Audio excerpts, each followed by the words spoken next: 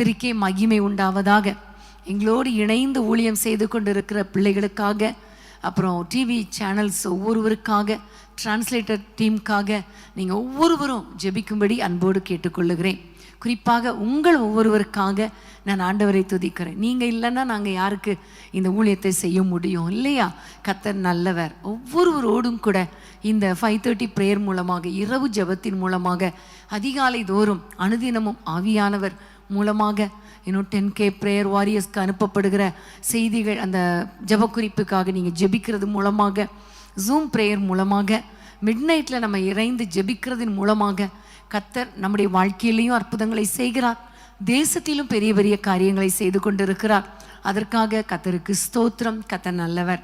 பிரியமானவர்களை, இன்றைக்கு நம்ம தியானிக்க போகிற காரியம், நம்ம எல்லாருக்கும் தொடர்ந்து நம்ம தியானித்து வருகிற பரிசுத்த ஆவியானவரை குறித்த ஒரு செய்தி தான். ஆவியானவர் உண்மையிலே அது ஒரு ஆழ்தத்துவமானவர், அவர் அதிகாரம் உடையவர், அவர் வல்லமை உடையவர், அவரால் முடியாதது எதுவும் கிடையாது. அவர் நம்மை நடத்தக்கூடியவர், நம்மோடு கூட உறவாடக்கூடியவர். அப்படிப்பட்ட ஒரு ஆவியானவர். இன்றைக்கு இந்த ஆவியானவருடைய ஒரு காரியத்தை குறித்து நம்ம பார்க்க போகிறோம். நியாயாதிபதிகளின் புத்தகம் 6ஆம் அதிகாரம் 14ஆம் வசனத்தை நம்ம எல்லாரும் எடுத்துக்கொள்வோம்.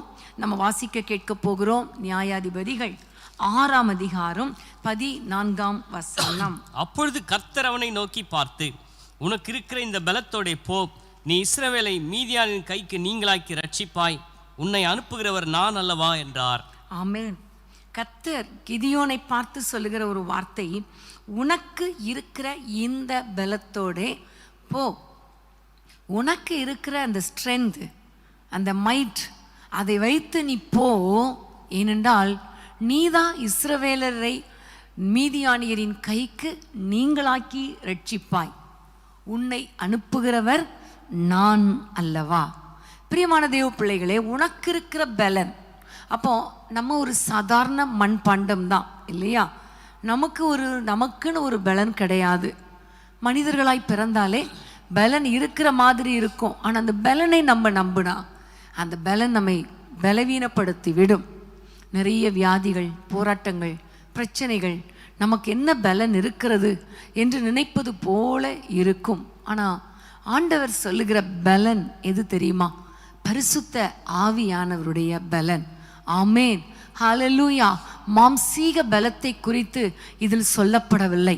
மாம்சீக பலத்தோடு இருந்தால், மாம்ச பலத்தோடு இருந்தால் இந்த மீதியானியரை எதிர்த்து நிற்க முடியாது. அதுவும் ஒரு மனிதனால. நிறைய பேர் சேர்ந்தால் எதிர்க்க முடியும், ஆனால் ஒரு மனிதனாக எதிர்த்து நிற்க முடியாது. ஏனென்றால் அவர்களும் பலன் மிகுந்தவர்கள். ஆனால் ஆண்டவர் சொல்லுகிறார், இந்த கிதியோனுக்கு கொடுத்த ஒரு புதிய பலன், ஒரு பலன், அவனுக்குள்ளே இருக்கிற பலன், ஒரு மாம்ச பிரகாரமாக அவன் பலவீனனாய் இருந்தாலும் அவனுக்குள்ள இருக்கிற அந்த ஆவியின் பலத்தோடு நீ போகும் பொழுது மீதியானியரை, இஸ்ரவேலரை மீதியானியருடைய கைக்கு நீங்களாக்கி விடுவிப்பாய் என்று கர்த்தர் சொல்லுகிறார். ஏற்கனவே நம்ம தியானித்தது போல அப்போஸ்தலர் 1ஆம் அதிகாரம் 8ஆம் வசனத்துல, பரிசுத்த ஆவி உங்களிடத்துல வரும் பொழுது உங்களுக்குள்ளே ஒரு பலன் வருகிறது என்று நம்ம பார்க்கிறோம். லூக்கா 24ஆம் அதிகாரம் 49ஆம் வசனத்துல ஆண்டவர் சொல்லும் பொழுது, உன்னதத்திலிருந்து வரும் பலனால் கற்பிக்கப்படுகிற வரைக்கும் நீங்கள் காத்திருங்கள் என்று கர்த்தர் சொல்லுகிறார். அப்போ ஆண்டவருடைய சமூகத்திலே காத்திருக்கும் பொழுது கர்த்தருடைய பலன் நமக்குள்ளே இறங்கி வருகிறது. ஏசாயா 40ஆம் அதிகாரம் 31ஆம் வசனத்தில், நீங்கள் கர்த்தருக்கு காத்திருக்கும் பொழுது உங்களுக்கு ஒரு புதிய பலன் வரும், அந்த பலத்தோடு கூட நீங்கள் ஓடுவீர்கள் என்று சொல்லி நம்ம வேதத்திலே பார்க்கிறோம். பிரியமானவர்களே, ஆண்டவர் உங்களுக்கு இருக்கிற இந்த பலத்தோடு கூட நீ போ, உன்னை அனுப்புகிறவன் நான் அல்லவா. உனக்குள்ள இருக்கிற பலன் அது கண்டிப்பா அது பலவீனமானது தான். ஆனா உன்னை அனுப்புகிறவர் யாரு? நான் உன்னை அனுப்புகிறேன். ஆமென், ஹல்லேலூயா.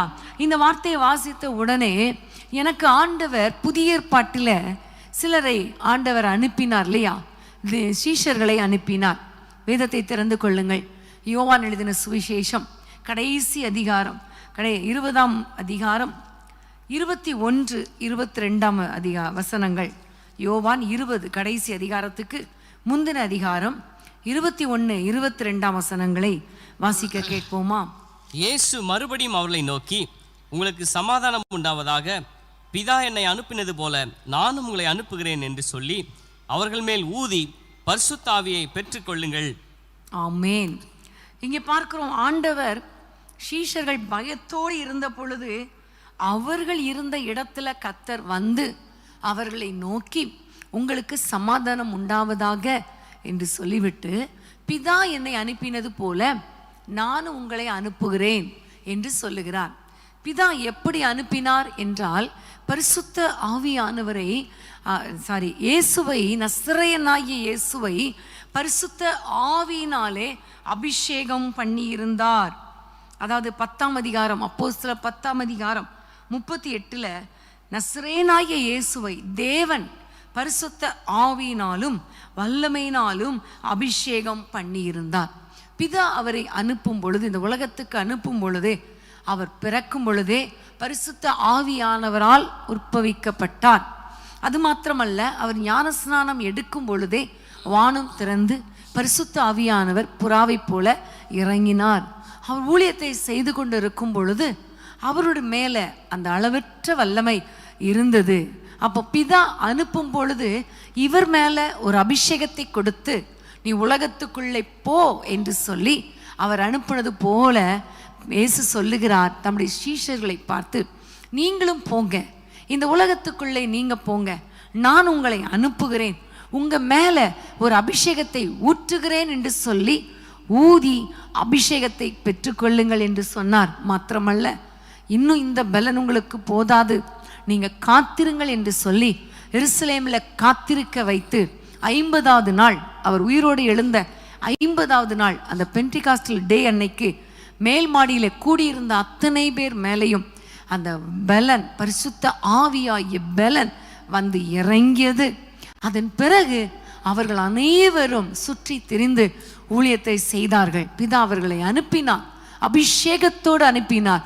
அபிஷேகம் இல்லாவிட்டால் சோர்ந்து போவீர்கள், அந்த பலன் இல்லாவிட்டால் நீங்கள் பிசாசை துரத்த முடியாது என்பதை அறிந்துதான் ஆண்டவர் இந்த பரிசுத்த ஆவியின் பலனோடு கூட அவர்களை அனுப்பினார். ஆமென்.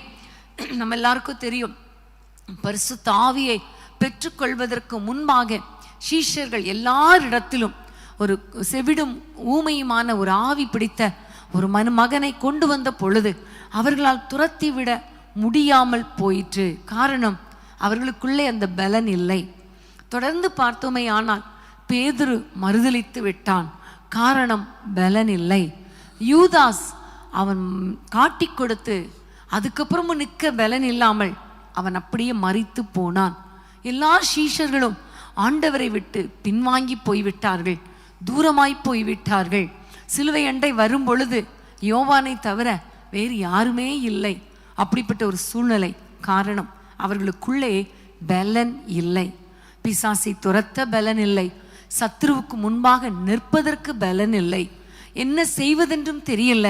அப்படிப்பட்ட சூழ்நிலையில எல்லாரும் விட்டு விட்டு ஓடிவிட்டார்கள். ஆனால் அந்த 120 பேர் மேல அந்த பென்டிகாஸ்டல் டே அன்னைக்கு ஊற்றப்பட்ட அபிஷேகத்தின் விளைவு அவர்கள் அத்தனை பேரும் சாட்சிகளாய் நின்றார்கள்.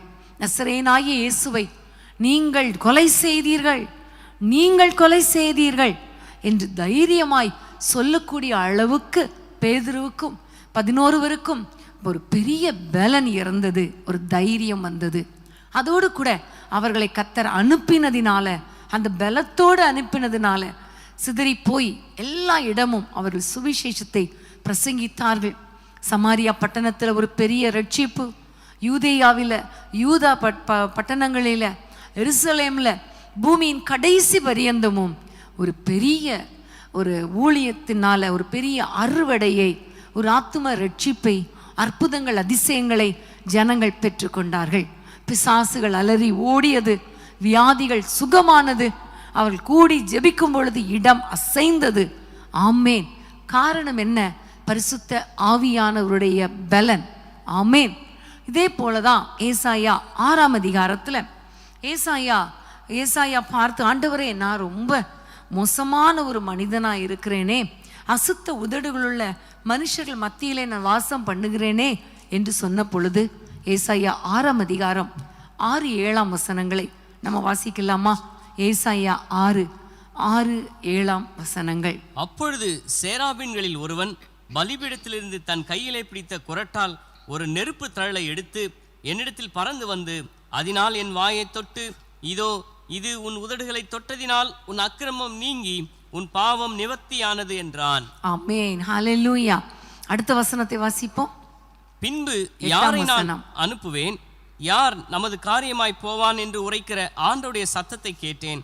அதற்கு நான், இதோ அடியேன் இருக்கிறேன், என்னை அனுப்பும் என்றேன். ஆமென், என்னை அனுப்பும், இதோ அடியேன் இருக்கிறேன், என்னை அனுப்பும். ஆண்டவர் கேட்கிறார், யாரை நான் அனுப்புவேன், யாரை நான் அனுப்புவேன்? ஏசாயா சொல்லுகிறாரு, என்னை அனுப்பும். எப்பொழுது அவர் சொல்லுகிறார்னா, 6ஆம் வசனத்துல பார்த்தோம், ஒரு தூதன் வந்து அவருடைய உதடுகளில ஒரு அக்கினி தழலை எடுத்து வந்து அவருடைய உதடுகள் மேல தொட்ட பொழுது ஒரு அபிஷேகம் அவருக்குள்ள இறங்கியது. அந்த அபிஷேகம் இறங்கின உடனே தான் ஆண்டவருடைய சத்தத்தை அவர் கேட்கிறார், யாரை நான் அனுப்புவேன். உடனே இவர் சொல்லுகிறார், என்னை அனுப்பும் என்று சொல்லுகிறார். அதே மாதிரி ஏசாயா தீர்க்கதரிசியை பிதா அனுப்பினார், அபிஷேகத்தோடு அனுப்பினார். அவர் மூலமாய் ஒரு பெரிய ஊழியமே நடந்தது, ஒரு பெரிய மாற்றம் தேசத்திலே உண்டானது. ஆமென். தேவனுடைய ராஜாக்களுக்குள்ளே ஒரு பெரிய மாற்றம் உண்டானதை நம்ம பார்க்கிறோம். எசேக்கியா ராஜாவும் ஏசாயா தீர்க்கதரிசியும் சேர்ந்து சத்துருக்களை விரட்டினதை நாம் பார்க்கிறோம். சத்துருக்களை அழிக்கும்படி ஆண்டவரை நோக்கி ஜெபித்ததை பார்க்கிறோம். அப்போ பிரியமான தேவ பிள்ளைகளே, நமக்குள்ள எப்பவுமே ஒரு பலனை கொடுத்து தான் ஆண்டவர் அனுப்புகிறார். நீ போ, உன்னோடு கூட நான் இருக்கிறேன், பரிசுத்த ஆவியின் பலன் உனக்குள்ளே இருக்கிறது, நீ புறப்பட்டு போ என்று சொல்லி ஆண்டவர் சொல்லுகிறார். பிரியமானவர்களே, எதற்காக இந்த பலன்? நம்ம புதிய ஏற்பாட்டில் பார்த்தோம், கர்த்தருடைய ஊழியத்தை செய்ய, பிசாசுகளை துரத்த, வியாதிகளை சுகமாக்க. இந்த கிதியோனுக்கு ஏன் இந்த பலத்தை கர்த்தர் கொடுத்தார்? பலத்தோடு போ என்று சொல்லி அனுப்பினாரே, எதற்காக என்று சொல்லி நம்ம பார்த்தோம்னா, நம்ம எல்லாருக்கும் தெரியும், நியாயாதிபதிகள் 6ஆம் அதிகாரத்தில் மீதியானியர் அவர்கள் வந்தார்கள். மீதியானியர் வந்து இஸ்ரவேல் ஜனங்களுக்கு விரோதமாக வந்த பொழுது எல்லாரும் பயந்து போய் குகைக்குள்ள இருந்தாங்க. ஆனால் இந்த கிதியோனை கர்த்தர் தெரிந்து கொண்டார். இவர் மேல ஒரு பலனை கொடுத்து, அபிஷேகத்தை கொடுத்து, அந்த மீதியானியரை கொலை செய்வதற்காக, அழிப்பதற்காக, முற்றிலும் நிர்மூலமாக்குவதற்காக இந்த கிதியோனை கர்த்தர் தெரிந்து கொண்டார். ஆமென். பிரியமான தேவ பிள்ளைகளே, மீதியானியர் என்றால் யார் என்று நிறைய முறை நம்ம கேட்டிருக்கிறோம். நாங்களே பலமுறை உங்களுக்கு தேவனுடைய செய்தியை கொடுத்துருக்கிறோம். இருந்தாலும் இன்னும் கொஞ்சம் நம்ம இன்னைக்கு கொஞ்சம் வேகமாக நான் உங்களுக்கு சொல்ல விரும்புகிறேன். நம்ம எல்லாருக்கும் தெரிந்திருக்கிற 2ஆம் வசனத்தை வாசிக்கலாமா? நியாயாதிபதிகள் 6ஆம் அதிகாரம் 2ஆம் வசனம். மீதியானியரின் கை இஸ்ரவேலின் மேல் பலத்து கொண்டபடியால் இஸ்ரவேல் புத்திரர் மீதியான நிமித்தம் தங்களுக்கு மலையிலுள்ள கெபிகளையும் குகைகளையும் அரணான ஸ்தலங்களையும் அடைக்கலங்களாக்கி கொண்டார்கள். இங்க பார்க்கிறோம், மீதியானியர் இஸ்ரவேலருக்கு மேல பலத்தவர்கள். அவர்கள் இஸ்ரவேலரை அடக்கி ஆளக்கூடிய அளவுக்கு அவளுடைய கை ஓங்கி இருக்கிறது. சத்துருக்கள் எப்பொழுதுமே முதல்ல பார்க்கும் பொழுது அவங்களுடைய கை ஓங்கி இருக்கிறது போலதான் இருக்கும். அது மாத்திரமல்ல, மீதியானியரை கண்ட உடனே இஸ்ரவேலர் என்ன செய்றாங்களாம்? ஓடி போறாங்க. காரணம் பயம். இன்னைக்கு பிசாசு பல விதங்கள்ல பயத்தை கொண்டு வருகிறான். உண்மை. அதனாலதான் தேவன் நமக்கு பயமுள்ள ஆவியை கொடுக்கல என்று வேதத்திலே பார்க்கிறோம். அப்போ பயமுள்ள ஆவியை யார் கொடுப்பா? பிசாசு கொடுப்பான், பொல்லாத சத்துரு கொடுப்பான். இந்த மீதியானி ஆவிகள் பயப்படுத்துகிற ஆவிகள், அது மாத்திரமல்ல கை ஓங்குகிற ஆவிகள். சரி, அடுத்த 3ஆம் வசனத்திலிருந்து தொடர்ந்து வாசிப்போம். இஸ்ரவேலர் விதை விதைத்திருக்கும் போது மீதியானியரும் அமலேக்கியரும் கிழக்கத்தி புத்திரரும் அவளுக்கு விரோதமாய் எழும்பி வந்து, விரோதமாய் எழும்பி வருகிற ஆவிகள், விரோதமாய் வருகிற ஆவிகள். இன்னைக்கு கூட தேவ பிள்ளைகளாகிய நமக்கு விரோதமாக பல விதங்களில் சத்ரு எழும்பி வருவான். ஒரு பக்கம் நம்மை பயப்படுத்த பார்ப்பான், இன்னொரு பக்கம் நம்மை ஆளுகை செய்ய பார்ப்பான். அவனுடைய கை நமக்கு மேலே ஓங்கி இருக்கிறதுனால நம்ம ஒன்றுமே செய்ய முடியாத அளவுக்கு நம்மை அடக்க பார்ப்பான். இன்னொரு பக்கம் நமக்கு விரோதமாக வருவான். சரி, தொடர்ந்து வாசிப்போம். அடுத்த வசனம். அவர்களுக்கு எதிரே பாளையம் இறங்கி காசாவின் எல்லை மட்டும் நிலத்தின் விளைச்சலை கெடுத்து கெடுக்கிற விளைச்சலை கெடுக்கிற ஒரு ஆவி, விளைச்சலை கெடுத்து போடுவார்கள். ஆகாரத்தை கூட வைக்க மாட்டாங்களாம். அப்போ நம்ம குடும்பத்தில் கூட இது எப்படி வருது அப்படின்னு பார்த்தா, நம்முடைய பொருளாதாரத்தில் கை வைக்கிற பொல்லாத ஆவி. ஆமென். நம்முடைய வாழ்க்கையில் இருக்கிற ஆசீர்வாதங்கள், ஆகாரம், பொருளாதார ஆசீர்வாதம், இவை எல்லாவற்றின் மேலேயும் கையை வச்சு எப்படியாவது கெடுத்துடணும், இந்த எல்லா ஆசீர்வாதங்களையும் கெடுத்துடணும் என்று கெடுக்கிற ஒரு ஆவி. அப்புறம் அடுத்தது தொடர்ந்து பார்த்தா, ஆடு மாடுகளை கூட வைக்க மாட்டாங்களாம். ஆடு மாடு எதற்கு உதவும்? ஒரு பக்கம் அவங்களுடைய ஆசீர்வாதம், பொருளாதார ஆசீர்வாதத்தை குறிக்கிறது. இன்னொரு பக்கம் கர்த்தருக்கு பலி செலுத்துவதற்கு, கர்த்தரை ஆராதிப்பதற்கு போகும் பொழுது ஆடு மாடுகளை பலி செலுத்துவாங்க இல்லையா? அதனால இந்த மீதியானியர் என்ன செய்கிறாங்க, இந்த ஆடு மாடுகளை கூட வைக்காமல் போய்விடுகிறார்கள். அதாவது ஸ்தோத்திர பலி, உதடுகளின் காளை ஆகிய ஸ்தோத்திர பலி, துதி பலி இல்லையா? அப்போ நம்மளை ஆண்டவரை ஸ்தோத்திரிக்க விடாது, துதிக்க விடாது, ஆண்டவரை ஆராதிக்க அனுமதிக்காது. இப்படிப்பட்ட ஒரு ஸ்பிரிட்டு தான் இந்த மீதியானிய ஆவிகள். இந்த மீதியானிய ஆவிகளை அடையாளம் கண்டது கிதியோன். ஆமென், ஹல்லேலூயா. பிரியமானவர்களே, அன்றைக்கு மீதியானியர் புறப்பட்டு வந்தாங்க, லிட்ரலாக வந்தாங்க. ஆனால் இன்னைக்கு பார்த்தீங்கன்னா எபேசியர் 6ஆம் அதிகாரம் 12ஆம் வசனத்தில் மாம்சத்தோடு இரத்தத்தோடு வர்றதில்லை. பழைய ஏற்பாட்டு காலத்தில் மாம்சத்தோடு இரத்தத்தோடு வருவாங்க. ஆனால் புதிய பாட்டில் மாம்சத்தோடு இரத்தத்தோடு அல்ல. அதாவது எபேசியர் 6ஆம் அதிகாரம் 12ஆம் வசனத்தை வாசிப்போமா? எபேசியர் 6:12. ஏனெனில் மாம்சத்தோடும் இரத்தத்தோடும் அல்ல, துரைத்தனங்களோடும் அதிகாரங்களோடும் இப்பிரபஞ்சத்தின் அந்தகார லோகாதிபதிகளோடும் வான மண்டலங்களில் உள்ள பொல்லாத ஆவிகளின் சேனைகளோடும் நமக்கு போராட்டம் உண்டு. ஆமென். அந்த நாட்கள்ல மீதியானியர் ஒரு சேனையாக வந்தாங்க, திரளான சேனையோடு வந்தாங்க. எப்போ பார்த்தீங்கன்னாலும் இப்போ பழைய ஏற்பாட்டில் ராஜாக்களோடு யுத்தம் பண்ணும்படி பிசாசு வரும்பொழுது, சத்துரு வரும்பொழுது ஒரு பெரிய சேனையோடு தான் வரும். இப்போ பார்த்தீங்கன்னா இன்றைக்கு இருக்கிற காலகட்டத்தில் பொல்லாத ஆவி, வான மண்டலத்தில் இருக்கிற பொல்லாத ஆவி சேனைகளோடு வருது. தனியாக வரல, ஒரு சேனையாக வருது, ஒரு சேனையாக வருது, போராடும்படி வருது. எப்படி வருது? அது வந்தாலே நமக்கு ஒரு பயம், அது வந்தாலே நம்முடைய கை அப்படியே முடங்கி போய் விடுகிறது. அதுதான் ஆளுகை செய்வது போல இருக்கிறது. அது வந்தாலே நம்முடைய நிலத்தின் விளைச்சலை கெடுத்து விடுகிறது, நம்மை பயப்படுத்தி நம்மளை அப்படியே முடக்கி போட்டு விடுகிறது.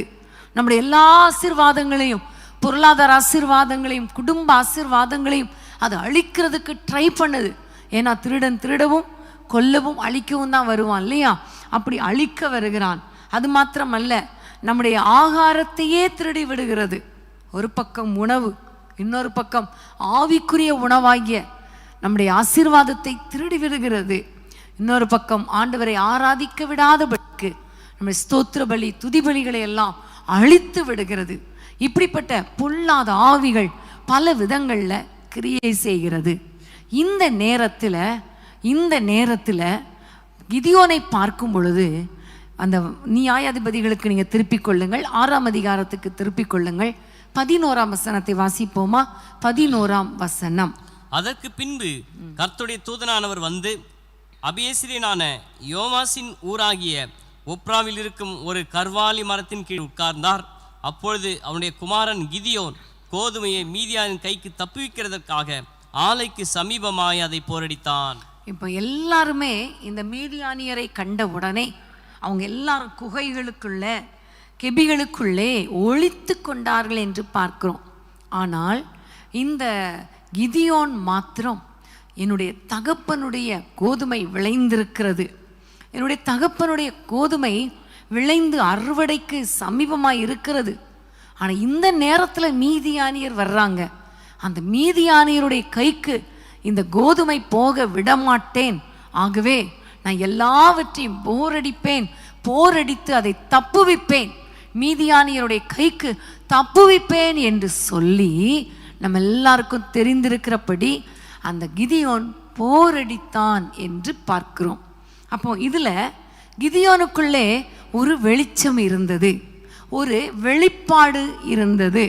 இந்த மீதியானியர் வந்தால் எல்லாத்தையும் அழிச்சிட்டு போயிடுவாங்க, எங்களுக்கு விரோதமாக வருவாங்க, ஆனால் அவன் வரும்பொழுது நான் சும்மா இருக்க மாட்டேன், இந்த கோதுமையை நான் அறுவடை செஞ்சு அதை ஆலைக்குள்ளே கொண்டு வந்து பத்திரமாய் சேர்த்து விடுவேன் என்று சொல்லி அவன் போரடித்தான். அப்போ ஒன்று, அவன் சத்ருவை அடையாளம் கண்டான். ரெண்டாவது, அவனுக்கு ஒரு தரிசனம் அல்லது வெளிப்பாடு இருந்தது. இந்த கோதுமையை விட்டுட்டா அந்த மீதியானியர் எடுத்துருவாங்க, ஸோ அதை எப்படியாவது தப்புவிக்கணும் அப்படிங்கிற ஒரு தரிசனம், ஒரு நோக்கம், ஒரு திட்டம் இருந்தது. மூணாவது பார்த்தீங்கன்னா அவன் போரடித்தான். அப்போ போரடிப்பதற்கு என்ன தேவை? ஆயுதம் தேவை இல்லையா? போரடிப்பதற்கு கூர்மையுமான பற்கள் உள்ள ஒரு யந்திரம் தேவை, ஒரு ஆயுதம் தேவை, அல்லது அதை வெட்டி எடுப்பதற்கு பட்டயம் தேவை. அப்போ இந்த கிதியோன் ஆயுதங்களோடு போனா சத்ருவை சும்மா எதிர்க்க முடியாது.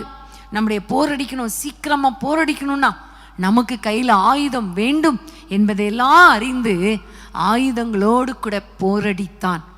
இந்த கிதியோன் மேலே தான் கர்த்தருடைய கண்கள் பட்டு அவனுக்கு ஒரு பலனை கொடுத்து, இந்த பலத்தோடு போ, உன்னை கொண்டு இதே மீதியானியரை முறிய அடிப்பேன் என்று கர்த்தர் சொல்லுகிறார். இன்றைக்கு பிரியமானவர்களே, நம்ம ஆவியில் நிரம்ப தான் அபிஷேகத்தை பெற்றுக்கொள்ளும் பொழுதுதான் நம்முடைய ஆவிக்குரிய கண்கள் திறக்கப்படும். ஏனென்றால் மாம்சத்தோடு இரத்தத்தோடு அல்ல, ஆவிகளை சேனைகளோடு போராட வேண்டுமானால் நமக்கு ஒரு ஆவி தேவை.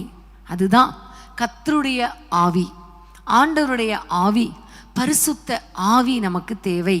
அடுத்ததாக இந்த ஆவியானவர் நமக்குள்ளே இருக்கும் பொழுது நமக்கு தரிசனம் கிடைக்கும், வெளிப்பாடு கிடைக்கும், நோக்கம் அல்லது திட்டம் நமக்கு தெரியும். எப்படி இந்த கிதியோனுக்குள்ளே ஒரு தரிசனம் இருந்ததோ, ஒரு வெளிப்பாடு இருந்ததோ, அதே போல நமக்குள்ளேயும் ஆவியானவர் நம்மோடு கூட இருக்கும் பொழுது, அந்த பலன் நமக்குள்ளே இருக்கும் பொழுது, நமக்கும் சத்ருவின் திட்டங்களை அறிந்து கொண்டு அதற்கு விரோதமாக கிரியை செய்யக்கூடிய பலன், ஒரு தரிசனம், ஒரு வெளிப்பாடு, ஒரு திட்டம் எல்லாவற்றையும் கர்த்தர் கொடுப்பார். எல்லாவற்றுக்கும் மேலாக ஒரு போராயுதம் நமக்கு தேவை. மாம்சத்தோடு இரத்தத்தோடு அல்ல, துரைத்தனங்களோடு, அதிகாரங்களோடு, வான மண்டலத்தில் உள்ள பொல்லாத ஆவிகளின் சேனைகளோடு போராட்டம் உண்டு. ஆகவே நீங்கள் எதிர்த்து நிற்பதற்கு சர்வாயுத வர்க்கத்தை எடுத்துக்கொள்ளுங்கள்.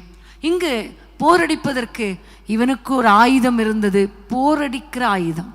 இன்னைக்கு நமக்கு சத்ருவின் கையினின்று ஆத்துமாக்களை தப்புவிக்க அல்லது சத்ருவை எதிர்த்து நிற்க, சத்ருவை முறிக்க நமக்கும் ஒரு போராயுதம் தேவை. அது என்ன போராயுதம்? 2 கொரிந்தியர் 10ஆம் அதிகாரம், எல்லாரும் திருப்பிக் கொள்ளுங்கள், 4ஆம் வசனம். 2 கொரிந்தியர் 10:4. எங்களுடைய போராயுதங்கள் மாம்சத்துக்கு ஏற்றவளாய் இராமல் அரண்களை நிர்மூலமாக்குகிறதற்கு தேவ பலமுள்ளவளாய் இருக்கிறது.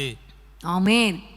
எங்கள் போராயுதங்கள், நம்மிடத்தில் இருக்கிற போராயுதங்கள், போரடிப்பதற்கு உரிய போராயுதங்கள், பிசாசை துரத்துவதற்கு ஏற்ற போராயுதங்கள் மாம்சத்துக்கு ஏதுவானவைகள் கிடையாது. அரண்களை நிர்மூலமாக்க தேவ பலன் உடையதாய் இருக்கிறது. அதனால்தான் கர்த்தர் கிதியோனை பார்த்து சொல்லுகிறார், உனக்குள்ளே ஒரு பலன் இருக்குதே, அந்த பலத்தோடு போ, உன்னை அனுப்புகிறவர் நான் அல்லவா, நீ போய் மீதியானியரை முறிய அடிப்பாய். நீ ஒருவன் தான், ஆனால் அந்த மீதியானியருடைய சேனையை நீ முறியடிப்பாய். ஹல்லேலூயா. அன்பான தேவ பிள்ளைகளே, இன்றைக்கு ஆண்டவர் நமக்கு ஒரு போராயுதத்தை கொடுக்கிறார். அது மாம்சத்துக்கு ஏதுவானவைகள் கிடையாது. அரண்களையே நிர்மூலமாக்குவதற்கு தேவ பலம் உள்ளது. அதுதான் அபிஷேகம், கர்த்தருடைய வல்லமை, ஆவியின் வல்லமை, ஆவியின் அபிஷேகம். இந்த பரிசுத்த ஆவியானவருடைய அபிஷேகம் நமக்குள்ளே இருக்கும் பொழுது நமக்குள்ளே ஒரு புதிய பலனை நாம் பெற்றுக்கொள்ளுகிறோம். அதனால தான் நம்முடைய ஆயுதம் மாம்சத்துக்கு ஏதுவானவைகள் கிடையாது. நிறைய நேரங்களில் ஆவியோடு கூட தான், பொல்லாத ஆவியின் சேனையோடு தான் போராட்டம் உண்டு. மாம்சத்தோடு இரத்தத்தோடு அல்ல என்று தெரியாத மனிதர்கள் தான் மாம்சத்தோடு போராடுகிறாங்க, மாம்ச கிரியைகளோடு போராடுறாங்க. அதாவது மாம்சத்துக்கு ஏதுவான ஆயுதங்களோடு போராடுறாங்க. சண்டை, வாக்குவாதம், அடிதடி, கத்தி குத்து, இப்படி மாம்சத்துக்கு ஏதுவான போராயுதங்களோடு அவர்கள் போராடுறாங்க.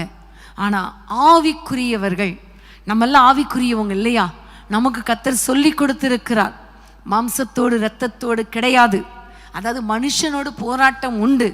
அந்த மனுஷனுக்கு பின்பாக கிரியை செய்கிற வான மண்டலத்தில் உள்ள பொல்லாத ஆவிகளின் சேனைகளோடு போராட்டம் உண்டு. ஆகவே அவர்களை எதிர்த்து நிற்கத்தக்கதாக உனக்கு ஒரு போராயுதம் தேவை. அந்த போராயுதம் மாம்சத்துக்கு ஏதுவானது கிடையாது. ஆமேன், ஹல்லேலூயா. மாம்சத்துக்கு ஏதுவானது கிடையாது. அரண்களையே நிர்மூலமாக்க, மீதியானிய அரண்களை நிர்மூலமாக்க, நமக்கு விரோதமாக வந்து நம்முடைய குடும்பத்தை கெடுக்கிற, விளைச்சலை கெடுக்கிற, ஆசீர்வாதங்களை அழிக்கிற, நம்மை பயப்படுத்துகிற அந்த அரண்களை நிர்மூலமாக்க அது தேவ பலம் உள்ளதாக இருக்கிறது. ஆமென், ஹல்லேலூயா. அந்த அபிஷேகம் நமக்குள்ளே இருக்கும் பொழுது, அந்த பலன் நமக்குள்ளே இருக்கும் பொழுது, மீதியானியரை ஒரே ஒரு மனுஷன் துரத்துவது போல நம்ம துரத்தி விட முடியும். ஆமேன், ஹல்லேலூயா. அன்றைக்கு கிதியோனுக்குள்ளே இருந்த அந்த பலன் தான் 7ஆம் அதிகாரத்துக்கு திருப்பிக் கொள்ளுங்கள். நியாயாதிபதிகள் 7ஆம் அதிகாரம் 17ஆம் வசனம், 18ஆம் வசனம். நானும் என்னோடு இருக்கும் சகலமான பேரும் எக்காலம் ஊதும்போது நீங்களும் பாளையத்தை சுற்றி எங்கும் எக்காலங்களும் ஊதி கர்த்தருடைய பட்டயம் கிதியோனிய பட்டயம் என்பீர்களாக என்று சொன்னான். 16ஆம் வசனத்தை வாசிப்போம் முதல்ல. அந்த 300 பேரை 3 படையாக வகுத்து அவர்கள் ஒவ்வொருவன் கையிலும் ஒரு எக்காலத்தையும் வெறும் பானையையும் அந்த பானைக்குள் வைக்கும் தீவெற்றியையும் கொடுத்து அப்போதும் இங்கே பார்க்கிறோம், கிதியோனிடத்தில் ஆண்டவர் சொல்லுகிறார், உனக்கு இருக்கிற பலனோடு போ. அப்போ அவனுக்குள்ளே ஒரு ஆவியானவருடைய அபிஷேகம் வந்த பொழுது அதுக்கப்புறம் அவன் கிரியை செய்கிறது மாம்சத்தின்படி யுத்தம் பண்ணலை, ஆவியின்படி யுத்தம் பண்ணுகிறார். எப்படி யுத்தம் பண்ணுகிறார்? அவர் இஸ்ரவேல் ஜனங்களை பிரித்து எடுத்து 300 பேரை தெரிந்து கொண்டு அவர்களுக்கு ஒரு போராயுதத்தை கொடுக்கிறார். அது என்ன போராயுதம்? ஒன்று எக்காலம். எக்காலம் என்றாலே நமக்கு தெரியும். எக்காலத்தை எதற்காக யூஸ் பண்ணுவாங்க? ஆர்ப்பரிப்பதற்காக, கர்த்தரை துதிப்பதற்காக.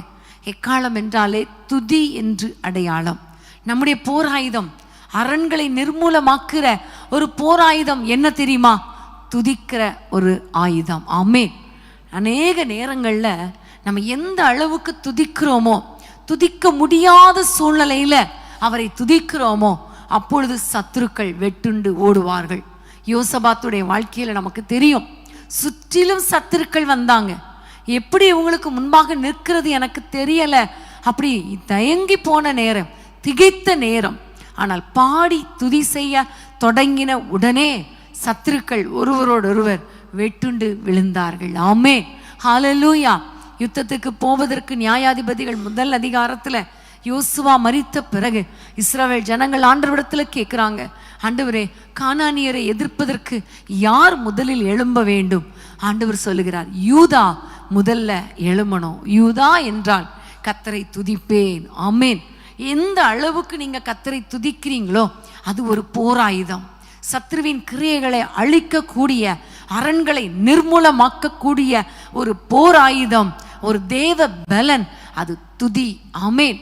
எரிகோ கோட்டைக்கு முன்பாக நின்று அவர்கள் எக்காலங்களை ஊதி ஆர்ப்பரித்த பொழுது எரிகோ கோட்டை இடிந்து விழுந்தது, அரண்கள் நிர்மூலமானது. சாத்தானுடைய அரண்கள் நிர்மூலமாகணுமா? நீங்க துதிங்கிற ஆயுதத்தை எடுங்க, துதிங்கிற போர் ஆயுதத்தை எடுங்க, துதிங்கிற ஆவிக்குரிய அந்த போர் ஆயுதத்தை எடுங்க. சாத்தான் ஓடியே போவான். ஆமென், ஹல்லேலூயா. கர்த்தருக்கு ஸ்தோத்திரம். அடுத்தது அவங்க கிட்ட கொடுத்த அடுத்த போராயுதம் ஒரு பானை, பானைக்குள்ளே ஒரு எரிகிற தீவட்டி.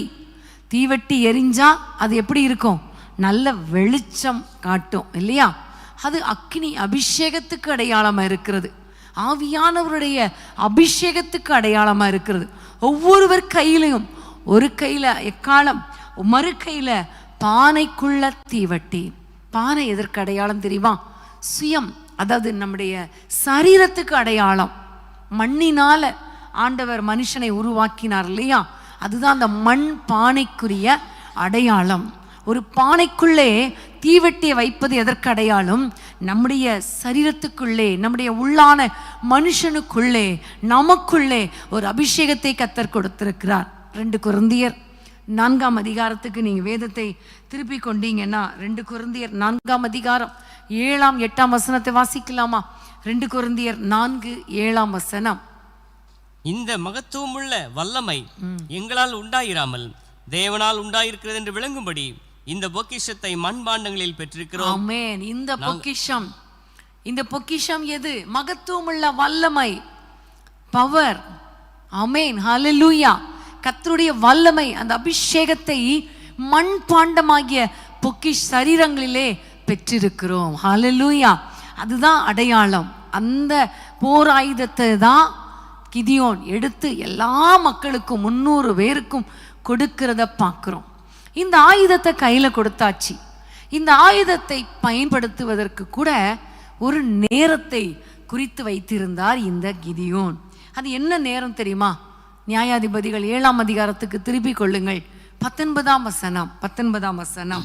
நடு ஜாமத்தின் துவக்கத்தில் ஜாமக்காரரை மாற்றி வைத்த பின்பு கிதியோனும் அவனோடு இந்த 100 பேரும் அந்த ஜாமத்தின் துவக்கத்திலே பாளையத்தின் முன்னணியில் வந்து எக்காலங்களை ஊதி தங்கள் கையில் இருந்த பானைகளை உடைத்தார்கள். ஆமென், ஹல்லேலூயா. நடு ஜாமத்தின் துவக்கத்தில் ஒரு டைம், அந்த டைம்ல இவங்க எழுந்து 300 பேரும் எழுந்து கையில இருந்த எக்காலத்தை ஊதுகிறாங்க, துதிக்க ஆரம்பிக்கிறாங்க. தங்கள் கைகளில் இருந்த பானையை உடைக்கிறார்கள். தன்னுடைய சரீரமாகிய, தன்னுடைய சுயமாகிய பானையை உடைத்த உடனே அவர்கள் கையில் என்ன இருந்துச்சு? தீவட்டி இருந்தது. ஒவ்வொருவருடைய கைகளில் தீவட்டி இருந்தது. ஆமென். பிரியமான தெய்வ பிள்ளைகளே, மீதியானியருடைய சத்துருவின் கிரியைகளை அழிப்பதற்காக கர்த்தர் கொடுத்த ஒரு போர் ஆயுதம், அது அபிஷேகம். ஆமென். நம்முடைய மண் பாண்டமாகிய சரீரத்துக்குள்ளே அந்த அபிஷேகத்தை கொடுத்திருக்கிறார். நம்முடைய கைகளில் துதியாகிய ஆயுதத்தை கர்த்தர் கொடுத்திருக்கிறார். அப்போ அது ஒரு டைமையும் கர்த்தர் கொடுத்திருக்கிறார். நடு ஜாமத்தில் உங்களுக்கு அதிகமான பிரச்சனைகள் வருகிறதா, போராட்டங்கள் வருகிறதா? அடிக்கடி சகோதரர் சொல்லுவாங்க இல்லையா, மிட் நைட் ப்ரேயர். அதுக்குன்னே ஒரு குரூப் இருக்கிறாங்க. சனிக்கிழமை தோறும் இரவு நேரத்தில் ஒவ்வொருவரும் ஜெபிக்கிறோம். ஒருவேளை அது என்ன மிட் நைட் ப்ரேயர், எங்களை இணைத்து கொள்ளுங்கள் அப்படின்னா இப்போ நீங்கள் ஸ்க்ரீனில் பார்க்குறீங்களே அந்த நம்பருக்கு தொடர்பு கொள்ளுங்கள். மிட் நைட்டில், அதாவது சனிக்கிழமை இரவு 11:30 மணிலேருந்து ஞாயிற்றுக்கிழமை காலை அதிகாலை 12:30 மணி வரைக்கும் ஜெபிப்பதற்காக ஜெப குறிப்புகள் உங்களுக்கு அனுப்பி வைப்போம். அந்த மிட் நைட்டில் ஜெப குறிப்புகளை வைத்து சனிக்கிழமை ஜெபம் பண்ணுங்க. உங்களுடைய குடும்பத்துக்காக நிறைய நேரங்களில் பிரச்சனைகள் வரும் பொழுது அன்று இரவு நடு ஜாமத்தில் நீங்கள் எழும்பி கர்த்தரை துதிக்க ஆரம்பிங்க, கர்த்தரை ஸ்தோத்திரம் பண்ண ஆரம்பிங்க. அது மாத்திரமல்ல, அந்த அபிஷேகத்தை தட்டி எழுப்புங்க. உங்களுடைய மாம்ச எண்ணங்களை எல்லாம் உடைத்து போட்டு, நொறுக்கி போட்டு, மாம்சீகத்தில் அது அப்படி நடந்துருமா, இது இப்படி நடந்துருமா, அவங்க இப்படி செஞ்சிருவாங்களா, இல்லை நான் அப்படி செஞ்சிரட்டா, நான் அப்படி பண்ணிரட்டா, இதெல்லாம் தூக்கி போட்டுட்டு உடைச்சி போட்டுட்டு அபிஷேகத்தில் நிரம்புங்க. மண்பாண்டத்தை உடைச்சாதான் உள்ள இருக்கிற அபிஷேகம் தெரியும், தீவட்டி தெரியும். ஆமென். அப்போ ஆவியில் நிரம்பி ஜெபிக்க அந்த தீவெட்டியும் அந்த துதியின் சத்தமும் சத்ருவின் பாளையத்துல ஒரு கூக்குரலை உண்டாக்கும். ஆமென். ஹல்லேலூயா, ஹல்லேலூயா. நீங்க உங்க வீட்டுக்குள்ள தான் இருப்பீங்க, நீங்க உங்க முழங்கால்ல தான் இருப்பீங்க, நீங்க உங்க நிலையில தான் இருப்பீங்க. ஆனா நீங்க துதிக்கிற துதியாகிய ஆயுதமும் அந்த பானையை உடைத்து அந்த தீவெட்டியை வெளியே தெரியும்படி அபிஷேகத்துல நிரம்பி ஜெபிக்க ஜெபிக்க ஜெபிக்க, அவரை துதிக்க துதிக்க துதிக்க, பிரியமான தெய்வ பிள்ளைகளே, சத்ருவின் கண்களுக்கு அந்த தீவெட்டி தெரியும், சத்ருவின் காதுகளுக்கு அந்த துதியின் சத்தம் கேட்கும். விளைவு அங்கு ஒரு கூக்குரல் உண்டாகும்.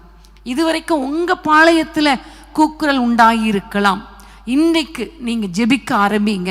இந்த அபிஷேகத்துல நிரம்பி ஜெபம் பண்ணி பாருங்க. அந்த துதியின் போராயுதத்தை எடுத்துக்கொள்ளுங்கள். நடு ஜாமத்துல ஆவியில நிரம்பி ஜெபம் பண்ணி பாருங்க. உங்க பாளையத்துல கூக்குரல் கிடையாது. அந்த சத்ருவின் பாளையத்துல உங்களை திருடுகிற, உங்களுடைய ஆசீர்வாதங்களை திருடுகிற, விளைச்சலை கெடுக்கிற, பயப்படுத்துகிற, பொருளாதாரத்தை திருடுகிற, பிள்ளைகளை திருடுகிற, அழிக்கிற, சரீரத்தின் பலனை அழிக்கிற எல்லா சத்ருவின் பாளையத்தில ஒரு கூக்குரலை கர்த்தர் உண்டாக்குவார். அதை தான் நம்ம பார்க்க போறோம். 21ஆம் வசனம், 21ஆம் வசனத்தை நியாயாதிபதிகள் 7:21ஆம் வசனத்தை வாசிக்க கேட்கலாமா? பாளையத்தை சுற்றிலும் அவரவர் தங்கள் நிலையிலே நின்றார்கள். அப்பொழுது பாளையத்தில் இருந்தவர்கள் எல்லாரும் சிதறி கூக்குரலிட்டு ஓடி போனார்கள். ஆமென். பாளையத்தில் இருந்தவர்கள் அவரவர் நிலையில தான் நின்றாங்க. நான் சொன்னது போல மற்றபடி பாளையத்தை சுற்றிலும் இருக்கிறவங்க தங்கள் நிலையில இருந்தார்கள். பாளையத்துக்குள்ளே இருந்த மீதியானியர் எல்லாரும் சிதறி கூக்குரலிட்டு ஓடி போனார்கள். தொடர்ந்து பார்க்கும் பொழுது ஒருவர் பட்டயத்தை ஒருவர் ஓங்க பண்ணினார். மீதியானியரை பின்தொடர்ந்து போனார்கள். மீதியானியருடைய அதிபதிகளை வெட்டி போட்டார்கள். கம்ப்ளீட்டா வெட்டி போட்டு சங்கரித்து இவர்களுக்கு ஒரு விடுதலையை கர்த்தர் கொடுத்தார். ஆமென். ஹல்லேலூயா, ஹல்லேலூயா. கர்த்தருக்கு ஸ்தோத்திரம். பிரியமான தேவ பிள்ளைகளே, உங்களுடைய வாழ்க்கையில, உங்களுடைய குடும்பத்துல பல விதங்களில சத்ரு வரும் பொழுது இந்த சத்ருவின் கிரியைகளை எதிர்த்து நிற்க, இந்த சத்ருவின் கிரியைகளை அழிக்க நமக்கு ஒரு பலன் தேவை. அதுதான் அபிஷேகத்தின் பலன். இன்னைக்கு நம்ம எல்லாரும் ஜெபிக்க போறோம். ஆண்டவரே, எங்களுடைய குடும்பத்தில் இருக்கிற இந்த மீதியானி ஆவிகளை அழிப்பதற்கு ஒரு அபிஷேகத்தை தாங்க. நாங்கள் எங்கள் வீட்டுக்குள்ளிருந்து ஜெபிக்கும் பொழுதே சத்ரு ஓடணும். ஆமென். நியாயாதிபதிகள் 5ஆம் அதிகாரத்தில் ஒரு அருமையான ஒரு வசனம் உண்டு. 20ஆம் வசனத்தை வாசிக்க கேட்போம். நியாயாதிபதிகள் 5:20. வானத்திலிருந்து யுத்தம் உண்டாயிற்று. நட்சத்திரங்கள் தங்கள் அயனங்களிலிருந்து சிசராவோட யுத்தம் பண்ணின. அடுத்த வசனம். கீசோன் நதி, பூர்வ நதியாகிய கீசோன் நதியே, அவர்களை அடித்து கொண்டு போயிற்று. என் ஆத்துமாவே, நீ பலவான்களை மிதித்தாய். ஆமென். வானத்திலிருந்து யுத்தம் உண்டாயிற்று. சிசராவுக்கு விரோதமாக தெபோராலும் பாராக்கும் எழும்பினாலும் அவர்கள் போய் சத்ருவை மிதிக்கல, அழிக்கல. ஆனா வானத்திலிருந்து ஒரு யுத்தம் உண்டாயிற்று என்று பார்க்கிறோம். பிரியமானவர்களை, நம்ம நடு வீட்டுக்குள்ளே இருந்து, நம்முடைய வீட்டுக்குள்ளே இருந்து நடுஜாமத்துல இந்த ஆயுதங்களை வைத்து துதித்து ஸ்தோத்திரம் பண்ணி யுத்தம் பண்ணி ஆவியில நிரம்பி ஜெபிக்கும் பொழுது கர்த்தர் வானத்திலிருந்து யுத்தம் பண்ணுவார். அது மாத்திரமல்ல, நம்முடைய ஆத்துமா பலவானை மிதிக்கணும். ஆமென். நம்ம இருக்கிற இடத்திலிருந்து ஆவியில நிரம்பி ஜெபிக்கும் பொழுது நம்முடைய ஆத்துமா பலவானை மிதிக்கும். கர்த்தர் வானத்திலிருந்து யுத்தம் பண்ணுவார். இன்னைக்கு சிதறி கூக்குரலிட்டு ஓடி போனது போல நம்முடைய குடும்பங்களுக்கு விரோதமாய் எழும்புகிற எல்லா சத்துருக்களையும் கர்த்தர் ஓடி பண்ண போகிறார். இன்றைக்கு எல்லாரும் கண்களை மூடி ஆண்டவரை நோக்கி நம்ம ஜெபிக்கலாமா? ஆண்டவரை நோக்கி பாருங்க. ஏசப்பா, நீங்க ஆண்டவரே இன்னைக்கு எங்களுக்கு ஒரு ஆவியின் பட்டயத்தை தாங்கன்னு கேளுங்க. ஆண்டவரே, துதிக்கிற அனுபவத்தை தாங்க. எங்களால் துதிக்க முடியாதபடிக்கு இந்த பிசாசு, அந்த மீதியானி ஆவி ஆடு மாடுகளெல்லாம் தூக்கிட்டு போயிருச்சு. அப்பா, இன்னைக்கு உங்களை ஆராதிக்க முடியாதபடிக்கு ஆண்டவரே எங்களால் துதிக்க முடியல, உதடுகளின் பலியை செலுத்த முடியல. ஆனா ஆண்டவரே, எங்களுக்கு ஒரு எக்காலத்தை தாங்க. நாங்கள் துதிக்கணும் அப்பா. எங்கள் கைகளை ஒரு தீவட்டியை தந்திருக்கிறீங்களே, எங்களுடைய ஆண்டவரை உள்ளத்துக்குள்ளே இருதயத்துக்குள்ளே ஆண்டவரே அரண்களை நிர்மூலமாக்குகிற ஒரு தேவ பலனை கொடுத்திருக்கிறீங்களே, ஆவியின் பலனை கொடுத்திருக்கிறீங்களே, அபிஷேகத்தை கொடுத்திருக்கிறீங்களே. இந்த ஆவியின் பலனோடு கூட அப்பா நாங்கள் போராட, யுத்தம் பண்ண எங்களுக்கு கிருபை கொடுங்கப்பான்னு கேளுங்க. எல்லாரும் ஆண்டவரை நோக்கி கேளுங்க.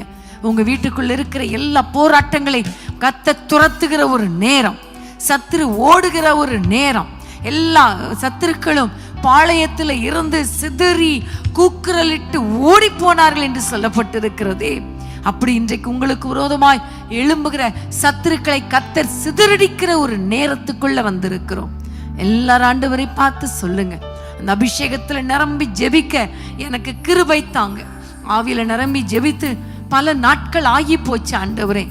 ஆவியில இப்போ பழையபடி என்னால அபிஷேகத்துல நிரம்ப முடியலையே ஆண்டவரே, என்னால உங்களை துதிக்க முடியலையே அப்பா. முறுமுறுப்பு தான் என் வாயில வருது, வேதனை தான் வருது, கண்ணீர் தான் வருது, பிரச்சனைகள் சூழ்நிலைகளை பார்த்து வேதனைப்படதான் வருது. இல்லைன்னு நெகட்டிவாக பேசத்தான் வருதே தவிர உங்களை துதிக்க முடியலையே அப்பா. எங்களுக்கு ஒரு துதியின் ஆவியை தாங்கன்னு கேளுங்க, துதியின் ஆவியை தாங்கன்னு கேளுங்க. சத்துருக்களின் கிரியைகளை அழிக்கக்கூடிய ஒரு அபிஷேகம் எங்களுக்கு தாங்க. எங்களுடைய போராயுதங்கள் மாம்சத்துக்கு ஏதுவானவைகளாய் இனி இருக்க வேண்டாம் அப்பா. அரண்களை நிர்மூலமாக்குகிற அப்படிப்பட்ட ஒரு போராயுதம் எங்கள் கையில இருக்கட்டும் ஐயா. உம்முடைய நாமத்தினாலே, உம்முடைய அபிஷேகத்தோடு, உம்மை துதிக்கிற துதியோடு நாங்கள் யுத்தம் பண்ண எங்கள் ஒவ்வொருவருக்கும் கிருபை தாங்க. ஆமென். எல்லாரும் கேளுங்க, எல்லாரும் கேளுங்க. இன்றைக்கு கர்த்தர் உங்க மேல ஒரு விசேஷித்த அபிஷேகத்தை ஊற்ற போகிறார், துதியின் ஆவியை ஊற்ற போகிறார். ஹல்லேலூயா, ஹல்லேலூயா. ரீபா லாபா ஷக்கா லாபா. நடு ஜாமத்துல எழும்பி ஜெபிக்கிற அந்த அனுபவத்தை தாங்கப்பான்னு கேளுங்க. சுயத்தை உடைக்கிற அந்த அனுபவத்தை தாங்கன்னு கேளுங்க. மாம்ச கிரியைகளோடு யுத்தம் பண்ணாதபடிக்கு வாக்குவாதம், தேவையில்லாத வார்த்தைகள், பட்டயம், கத்தி இதெல்லாம் வேண்டாம் ஆண்டவரே. எல்லாத்தையும் தூக்கி போட்டுட்டு ஆவியானவரே உம்முடைய பலனோடு கூட சத்ருவை யுத்தம் பண்ண எங்களுக்கு கிருபை தாங்கப்பா, கிருபை தாங்கப்பா. உனக்கு இருக்கிற இந்த பலன் போதும்னு கிதியோனை பார்த்து சொன்னீங்களே, இன்னைக்கு எங்களை பார்த்து சொல்லுங்கப்பா என்று சொல்லி ஆண்டவரை நோக்கி நம்ம கூப்பிடலாமா? நீங்க கூப்பிடுறீங்களா? நீங்க அப்படி கூப்பிடும் பொழுது கர்த்தர் உங்க மேல ஒரு பலனை கொடுப்பது மாத்திரமல்ல, அந்த பலத்தோடு யுத்தம் பண்ணும் பொழுது சத்துருக்கள் ஓடி போவார்கள், சத்துருக்கள் ஓடி போவார்கள், சிதறி கூக்குரலிட்டு ஓடி போவார்கள். எல்லாரும் கைகளை உயர்த்தி ஜெபிக்கலாமா?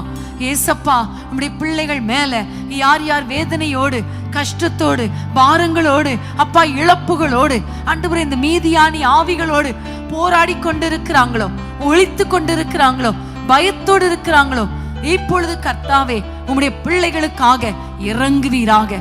ஆண்டவரே இவர்கள் மேல ஒரு புதிய அபிஷேகத்தை ஊற்றுங்க, துதியின் ஆவியை ஊற்றுங்க, உம்முடைய ஆவியின் பட்டயத்தை கொடுங்க.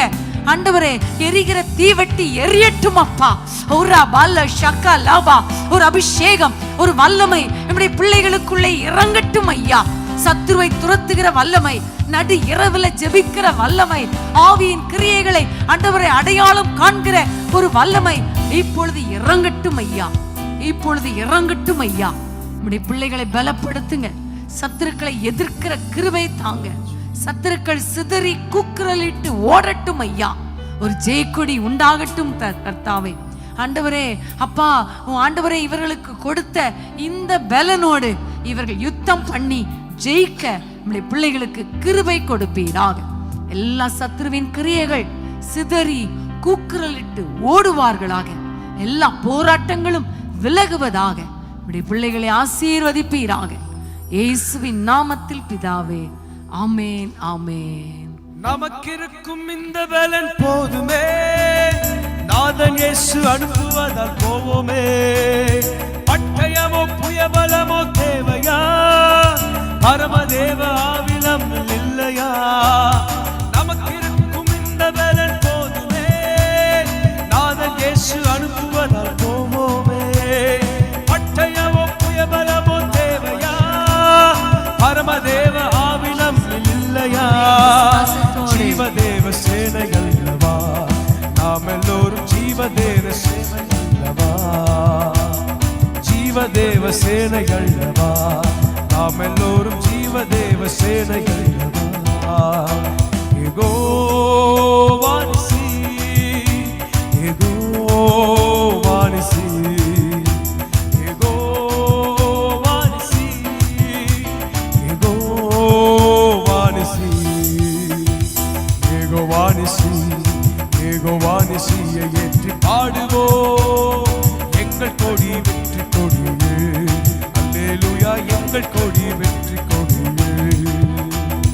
யெகோவா நிசி, யெகோவா நிசி, பாடுவோம். எங்கள் கொடி வெற்றி கொடியே, அல்லேலூயா, எங்கள் கொடி வெற்றி கொடியே. நமக்கு இருக்கும் இந்த பலன், நமக்கு இருக்கும் இந்த பலன் போதுமே, நாதன் இயேசு அனுப்புவதால் போவோமே. பட்டயமோ புயபலமோ தேவையா, பரமதேவ ஆவி விசுவாசத்தோடு நம்மில்லையா? சொல்லுங்க. நமக்கு இருக்கும் இந்த பலன் போதுமே, நாதன் இயேசு அனுப்புவதால் போவோமே. பட்டயமோ புயபலமோ தேவையா, பரமதேவ ஆவி நம்மில்லையா? ஜீவதேவ சேனைகளவா, நாம் எல்லோரும் ஜீவதேவ சேனைகளவா. யெகோவா நிசி, யெகோவா நிசி, யெகோவா நிசி, யெகோவா நிசி, யெகோவா நிசி, யெகோவா நிசியை ஏற்றி பாடுவோம். எங்கள் கொடி வெற்றி கொடியே, அல்லேலூயா, எங்கள் கொடி வெற்றி கொடியே, அல்லேலூயா, எங்கள் கொடி வெற்றி கொடியே, அல்லேலூயா, எங்கள் கொடி வெற்றி கொடியே. ஆமென். ஹல்லேலூயா, ஹல்லேலூயா. நமக்கு எப்பவுமே ஒரு வெற்றி கொடி தான். ஏன்னா நம்ம ஆண்டவர் நம்மோடு கூட இருக்கிறார், நம்மோடு கூட ஆண்டவர் இருக்கிறார். உங்களுடைய குடும்பத்தில் இருக்கிற அத்தனை பிரச்சனைகளுக்காக நீங்க நடு இரவுல ஆவியில நிரம்பி ஜெபம் பண்ணி பாருங்க. கண்டிப்பா ஒரு பெரிய வெற்றியை கர்த்தர் கொடுக்க போகிறார். ஹல்லேலூயா, ஹல்லேலூயா. எந்தெந்த காரியங்கள், எந்தெந்த சத்துருக்கள் நமக்கு விரோதமாக வந்தார்களோ அவர்கள் அப்படியே சிதறி கூக்குரலிட்டு ஓடி போக போகிறாங்க. ஆமென், ஹல்லேலூயா. கர்த்தருக்கு ஸ்தோத்திரம். நீங்க தொடர்ந்து ஜெபத்தோடு கூட இருங்க. இன்னைக்கு கொடுக்குற அந்த போதனைகளை அப்படியே விட்டுறக்கூடாது. இன்றைக்கு இரவே நீங்க பிராக்டிஸ் பண்ணணும். இன்றைக்கே நீங்க உட்கார்ந்து கொஞ்ச நேரம் ஆண்டவரை ஸ்தோத்திரம் பண்ணுங்க. கொஞ்ச நேரம் நீங்க ஆவியில நிரம்பி ஜெபம் பண்ணுங்க. ஒரு பெரிய மாற்றத்தை நீங்க பார்ப்பீங்க. ஆமென், ஹல்லேலூயா. பிரியமானவர்களே, அற்புதங்களை செய்ய போகிறார். கர்த்தருக்கு ஸ்தோத்திரம். டெய்லி ஒரு நிமிஷம் அப்படியே நீங்க கையை வைத்து ஜெபம் பண்ணிட்டீங்கன்னா கர்த்தர் வாய்க்க பண்ணுவார். நாளைக்கு காலையிலையும் அனுதினமும் ஆவியானவரோடு 5:30க்கு கர்த்தருக்கு ஸ்தோத்திரம். எல்லாரும் கைகளை உயர்த்தி ஆண்டவரை ஸ்தோத்திரம் பண்ணிடலாமா? என் ஆத்துமாவே கர்த்தரை ஸ்தோத்திரி, என் முழு உள்ளமே அவருடைய பரிசுத்த நாமத்தை ஸ்தோத்திரி. என் ஆத்துமாவே கர்த்தரை ஸ்தோத்திரி, அவர் செய்த சகல உபகாரங்களை மறவாதே. ஆமேன், ஆமேன், ஆமேன். கர்த்தருக்கு ஸ்தோத்திரம்.